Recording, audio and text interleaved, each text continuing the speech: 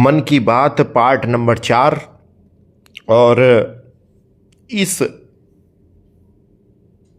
में हम भगवान महाकाल दीपक जी बताएंगे कि मुख्य मुख्य एविडेंस कि भगवान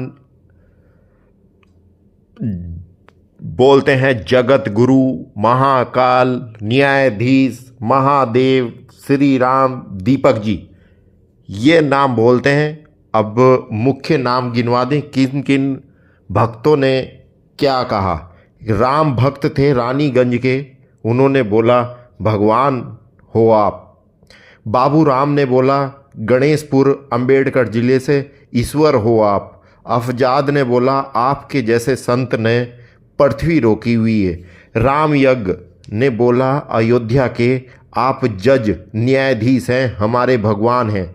राम यज्ञ ने बोला आपका चेहरा राम अवतार की गाथा बताता है, अयोध्या के हैं राम यज्ञ। पृथ्वी ने बोला, नेपाल की पृथ्वी ने बोला आप राम भगवान जैसे लग रहे हैं।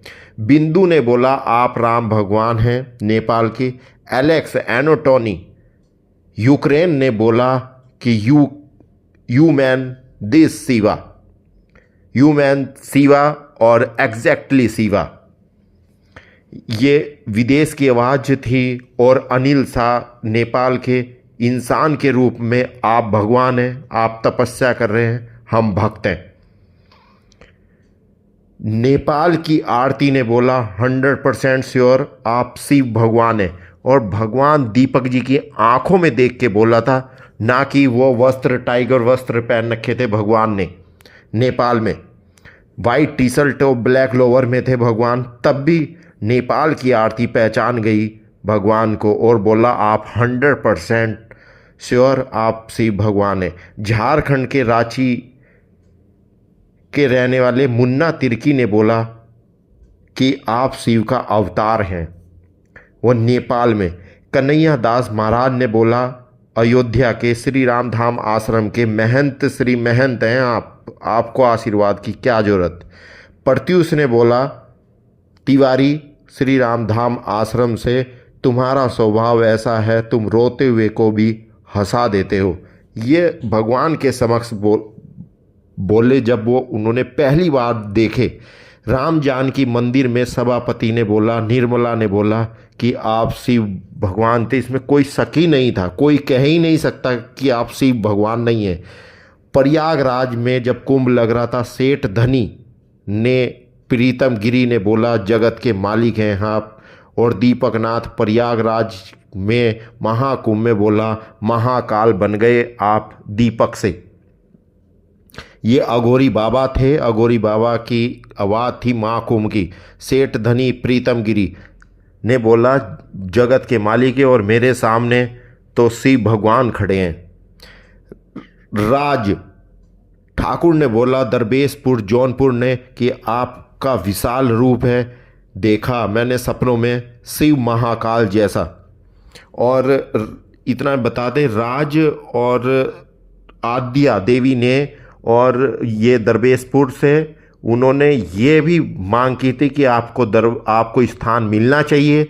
ये उनके एविडेंस थे क्योंकि आप निस्वार्थ सेवा करते हैं, वो भी अपरंपार वाली। और अचीवर हब में दिलीप सोनकर जी ने भी बोला था कि आप घुटनों का दर्द सब कुछ सही कर देते हैं निस्वार्थ। जहां डॉक्टर लेते हैं 25 से 20 हज़ार रुपये, 5,000 चेकअप के, 3,000 चेकअप के, और आपको स्थान मिलना चाहिए। तो और सुरेश ठाकुर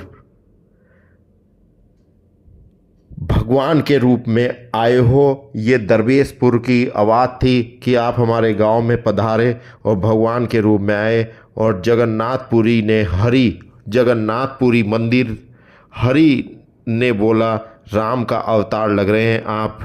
दीपक जी को ये सब कमेंट मिले और आप ये सब कुछ इसमें एविडेंस होगी, एविडेंस आ गई है कि न्यायाधीश किसने कहा, महाकाल किसने कहा, जगत के मालिक किसने कहा, महादेव और राम जी तो अनोखों ने कहा। तो इसमें कोई शक नहीं है अब कि किसने इतनी एविडेंस दी।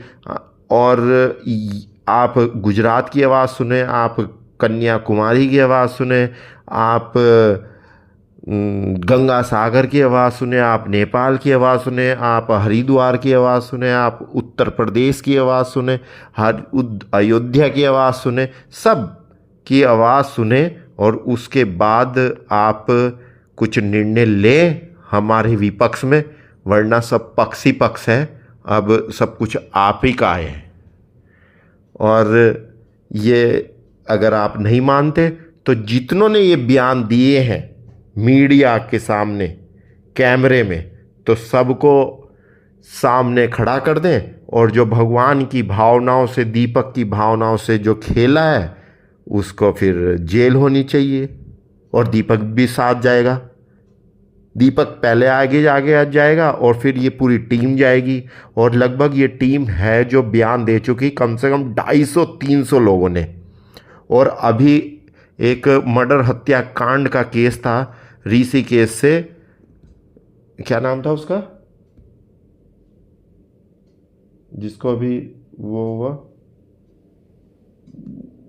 जिनको उम्र कैद हुई, उसका क्या नाम था लड़की का?